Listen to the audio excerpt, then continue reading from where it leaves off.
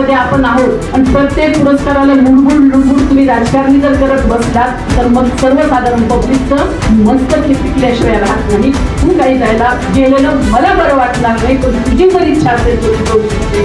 पण भारतीय संस्कृतीमध्ये असतं की नवऱ्याने सांगावं आणि त्या बहिणीने ऐकावं, त्या बायकोने ऐकावं, त्या पद्धतीने त्यावेळेस विचार केला. खरंच माझं तेव्हा एवढं काही कार्य नाही तर मी जायला नाही पाहिजे. पण ह्यावेळेस पण मला जेव्हा पुरस्कार दिला गेला त्यावेळेस मला त्यांना प्रश्न केला की मी काय करू.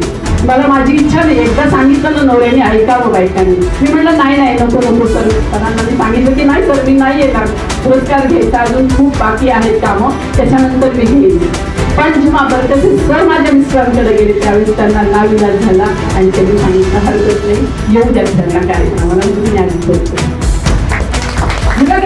काम करण्यासारखं खूप खूप